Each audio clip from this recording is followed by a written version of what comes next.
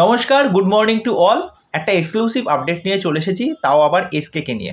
শুধু এই শর্ট ফর্মটাই যথেষ্ট, তার জন্য বিশেষ কোনো ইন্ট্রোডাকশনের প্রয়োজন পড়ে না। বাংলাদেশের আপামর মানুষের নয়নের মণি, ভালোবাসার মানুষ শাকিব খান। তার তুফান নিয়ে একটি আপডেট। তা গতকাল শাকিব খান তিনি একটা পোস্ট শেয়ার করেন, যেখানে শাকিব খানের সেই লুকসটা আমরা দেখতে পাচ্ছি, সেটা আমরা আগেও দেখেছি, সেই লুকসটা নিয়ে তো কোনো কথাই নেই। পাশাপাশি যে একটা ছোট্ট মতো আমরা ভিডিও দেখতে পাচ্ছি, সেখানে ব্যাকগ্রাউন্ডে যে মিউজিকটা দেখতে পাচ্ছি, সেটা কিন্তু আমি বলবো দুর্দান্ত হয়েছে। প্রথম কথা, রায়ান রাফি তার প্রত্যেকটা ইন্টারভিউতে যে কটা কথা বা যে কটা বক্তব্য আমাদের সামনে রেখেছেন, রায়ান রাফি কিন্তু যথেষ্ট পজিটিভ এই কাজটাকে নিয়ে।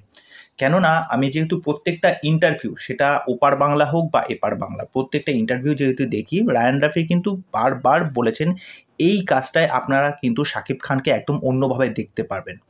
যেহেতু এটা গ্যাংস্টার ড্রামা একটা সিনেমা হতে চলেছে এবং বাংলায় এত একটা বড় স্কেলে কাজ হতে চলেছে। আর তিনি এটাও বলেন, এই অ্যাকশন থেকে শুরু করে যে সমস্ত ক্যামেরা, তারপরে টেকনিশিয়ান যে সমস্ত তিনি ইউজ করছেন, সাউথের থেকে হোক বা বম্বের থেকে হোক, সেইগুলো কিন্তু একটা আলাদা ভাইব দেবে এই সিনেমায়। তা এখানে যে ব্যাকগ্রাউন্ড মিউজিকটা শুনতে পাচ্ছি, সেটা তো দেখে বোঝাই যাচ্ছে যে এটা একটা সেই লেভেলের কাজ হতে চলেছে। আর মেকার্সদের তরফ থেকে আরেকটা স্পেশালি জানিয়ে দেওয়া হয়েছে যে তুফান মুক্তি পেতে চলেছে কিন্তু ঈদ উল আদাতে, যেটা তারিখ হচ্ছে 16ই জুন।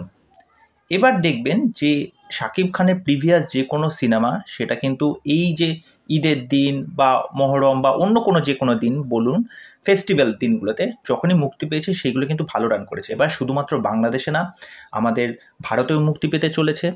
এবার এটার বড় বড় যে প্রোডাকশন হাউস আছে, বাংলাদেশের তো রয়েছে, সাথে সাথে আমাদের এখানকার এসবিএফ রয়েছে। এবার এসবিএফ যখন ডিস্ট্রিবিউশন করবে, এটার কিন্তু একটা ব্যাপক হাইপ থাকবে এই সিনেমাটাকে নিয়ে। তা প্রিভিয়াস যদি রায়ান রাফির যদি আমরা কাজ সুড়ঙ্গতে দেখে থাকি, যেখানে আরফান নিশো কিন্তু আমাদের এখান থেকে কিন্তু ভালো প্রশংসা পেয়েছিলেন এই কাজটাকে, সুড়ঙ্গর কাজটাকে নিয়ে। এবং রায়ান রাফি কিন্তু যথেষ্ট আত্মবিশ্বাসী যে শাকিব খানকে তিনি এই সিনেমায় যেভাবে নিয়ে আসবেন, সেটা বাংলায় কিন্তু আজ অবধিও কখনো হয়নি। তা দেখা যাক এই কাজটা কেমন হয়। এইটা নিয়ে তো আপডেট এরপরে তো একটার পর একটা আসবেই, সেটা লুক বলুন বা গান বলুন বা টিজার বলুন বা ট্রেলার বলুন।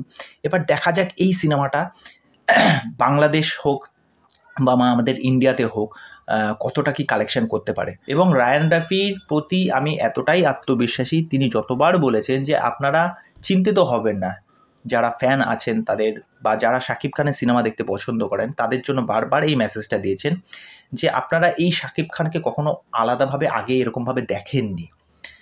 তা তিনি দেখার পর চমকে যাবেন। মানে হিন্দি সিনেমা হোক বা সাউথের সিনেমা হোক, আপনারা পুষ্পা, কেজিএফ যেরকম দেখেছেন, মানে সেই লেভেলের কাজ আসতে চলেছে।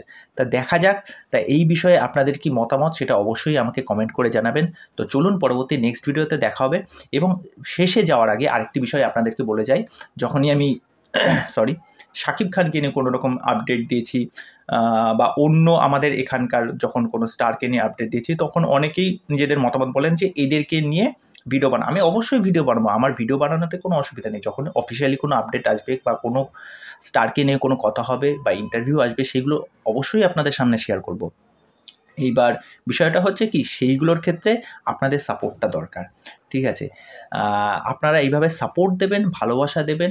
আমি যে কোনো স্টারের, যে কোনো আমাদের বাংলার হোক, এপার বাংলার হোক বা ওপার বাংলার সমস্ত স্টারের সমস্ত রকম আপডেট বা তাদের কাজের সমস্ত কিছু বিষয় নিয়ে আপনাদের সামনে অবশ্যই আসবো।